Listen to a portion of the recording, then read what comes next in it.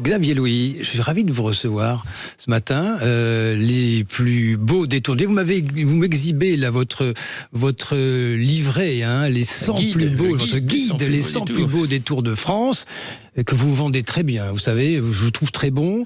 Les vacances aquatiques ce matin, c'est l'heure d'accueillir donc celui qui va nous faire rêver comme tous les jours. Ce réseau, hein, qui regroupe les plus belles petites villes de France que l'on peut retrouver sur le site www.plusbeaudétours.com, alors plus beau détour au pluriel, hein, .com, et dans ce guide, hein, des 100 plus beaux détours réalisés avec Michelin et offert dans les villes labellisées, beaucoup de Français aiment goûter au plaisir de l'eau pendant les vacances d'été. C'est presque même une majorité, j'ai presque envie de dire, sans aller nécessairement au bord de la mer. J'imagine que les plus beaux détours leur permettent de les satisfaire.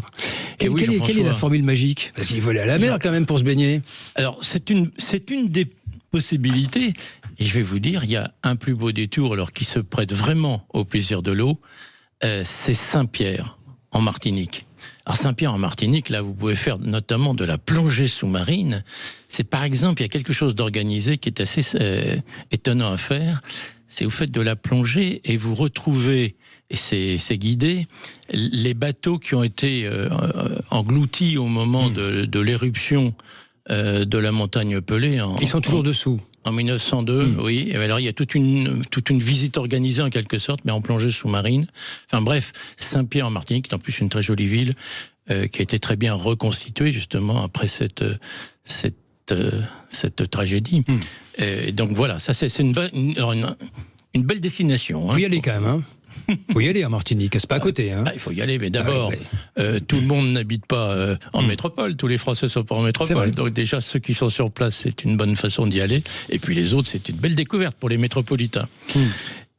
Et puis, vous savez, Jean-François, il y a beaucoup de ces villes qui font les plus beaux détours de France, les plus belles petites villes de France, ont pour certaines fait des investissements très intéressants sur des centres aquatiques, hein, ce qu'on appelle aujourd'hui des centres aquatiques. C'est pas simplement une piscine, c'est beaucoup mieux, hein, avec un tas de loisirs autour.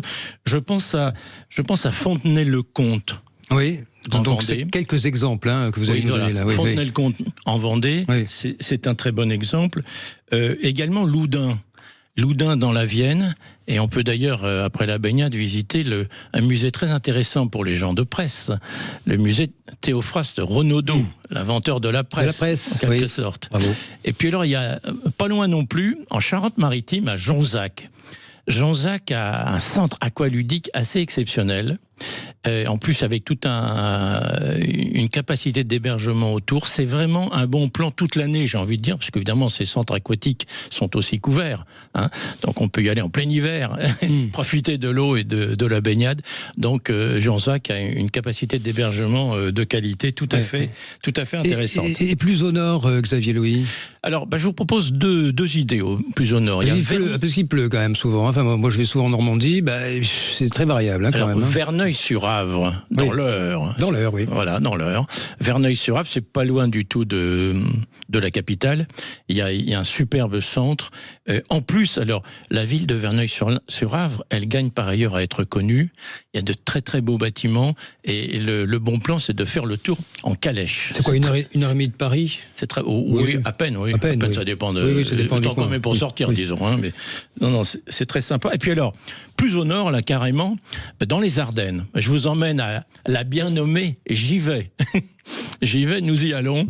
Et alors là, il y a un centre aussi pareil, un peu sur le modèle de Jonzac. Un centre très apprécié, centre aqualudique, très apprécié des Belges notamment, de nos amis d'Outre-Quiévrin, comme on dit. Et donc Givet dans les Ardennes, c'est juste à la frontière. Et alors Givet est une ville au bord de la Meuse, une petite ville superbe. Givet, G-I-V-E-T. G-I-V-E-T, absolument. Très joli jeu de mots. Merci Xavier Louis. Alors pour la baignade, hein, vous nous suggérez donc Saint-Pierre en Martinique, Fontenay-le-Comte en Vendée, Loudun, Vienne, dans la Vienne, avec vous, ce qui est bien, c'est qu'on voyage. Jonzac, vous le disiez, en Charente-Maritime, Verneuil-sur-Avre dans l'Eure, et Givet dans les Ardennes. Bon, on peut retrouver ces destinations, ces villes, sur le site, je le rappelle, hein, www.plusbeaudétours, au pluriel, hein, lesplusbeaudétours.com et choisir sa destination en confiant vos préférences et vos envies à Cicérone. Ouais. À Cicérone, c'était une sorte de moteur de recherche. Oui, vous allez sur le site, effectivement, et vous choisissez. Et on choisit par avec exemple, ça. Si vous choisissez baignade et loisirs de l'eau, vous aurez des réponses. Merci Xavier Louis, et à demain pour de nouveaux détours de France. À demain. Sud Radio. Parlons vrai. Parlons vrai. Sud Radio. Parlons vrai. Sud Radio. Parlons vrai.